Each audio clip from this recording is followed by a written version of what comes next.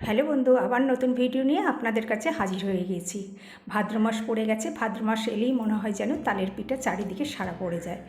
আপনাদের আজকে আমি একটা তালের গোলা পিঠা দেখাবো। তার সঙ্গে বাদাম ভাজা ও তিল ভাজা আছে। এই গোলা রুটিটা কিন্তু পুরো আলাদা স্বাদের। আপনারা গোলা রুটি অনেক খেয়েছেন, কিন্তু তালের এই গোলা রুটিটা করে খাবেন, দেখবেন খেতে দারুণ স্বাদ। একটা তাল নিয়ে নিয়েছি, তালটাকে আমি ছাড়িয়ে নেব।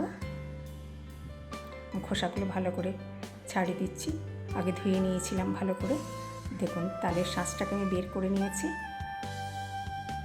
অনেকটাই হয়েছে। এবার আমি গুড় দিয়ে দিচ্ছি 1 চামচ। মিষ্টিটা আপনাদের পছন্দ মতো নেবেন, কম বেশি করে নেবেন। এখানে চিনি দিলেও হবে, কোনো অসুবিধা নেই, তবে গুড় দিলে যেন টেস্টটা আরও ভালো আসে। আমি গুড় দিলাম। স্বাদ মতো লবণ দিয়ে দিচ্ছি। একটু জল দেব, দিয়ে ভালো করে মিক্সড করে নেব।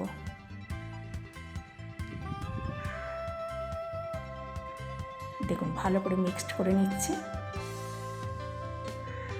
এবার ফুটিয়ে নেব, তাহলে স্বাদটা ভালো আসবে। কাঁচাতেও হবে, কোনো অসুবিধা নেই।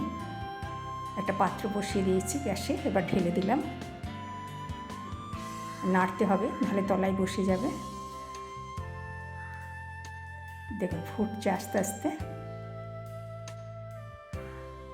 ঘন হয়ে আসছে। এবার আমি নামিয়ে নেব। এবার কড়াই বসিয়ে দিয়েছি, কিছুটা তিল নিয়েছি, সাদা তিল। এবার ভেজে নেব ভালো করে। খুব বেশি ভাজবো না, তাহলে তিতো হয়ে যাবে। দেখুন, নামিয়ে নিলাম। এবার আমি কিছুটা বাদাম দিয়ে দিচ্ছি। বাদামগুলো ভাজতে একটু টাইম লাগবে। দেখুন, হয়ে গেছে ভাজা। এবার আমি ঠুকে নিয়েছি, কুচো কুচো করে নিয়েছি। এবার চাল গুঁড়ি নিচ্ছি 2 বাটি। গমের আটা নিচ্ছি 2 বাটি। তালের পরিমাণটা যেমন থাকবে, আটাটা ঠিক সেই রকম নিতে হবে, আন্দাজ মতো। এবার ঢেলে দিচ্ছি তালের শাঁসটা। দেখুন, ভালো করে মিক্সড করে নিতে হবে। এখন আর লবণ দিচ্ছি না, কারণ লবণ আগেই আমি দিয়েছি। চিনি দিলে লবণটা একটু বেশি লাগতো, গুড় দিয়ে আছে, এখানে লবণটা আর আমি দিচ্ছি না। এবার সবটাই ঢেলে দিচ্ছি।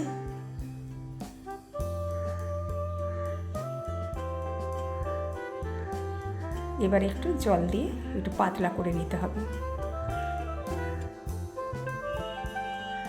এখানে কিন্তু ফোটানো জল ঠান্ডা করে দিতে হবে, কাঁচা জল দিলে হবে না। এবার আমি বাদাম ভাজাগুলো ঢেলে দিলাম, দিয়ে ভালো করে মিক্সড করে নিতে হবে। খুব পাতলা করবেন না, খুব ঘন করবেন না। এবার আমি তাওয়া বসিয়ে দিয়েছি গ্যাসে, একটু তেল দিয়ে দিলাম। তেলটা ভালো করে নাড়িয়ে দিলাম। এবার উপর থেকে 1 চামচ দিয়ে দিলাম, আর একটু দিয়ে দিলাম।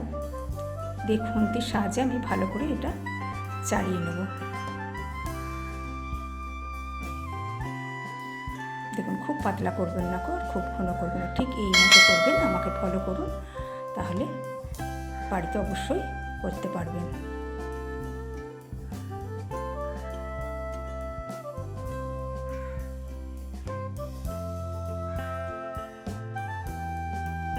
এবার আমি তেল ভাজাগুলো ওপর থেকে ছড়িয়ে দিচ্ছি। কাঁচা থাকতে থাকতেই তেল ভাজাটা দিতে হবে, না হলে বসবে না। এবার আমি ঢাকা দিয়ে দিলাম। দেখুন, হয়ে গেছে একটা পিঠ। এবার আমি উল্টে দেব।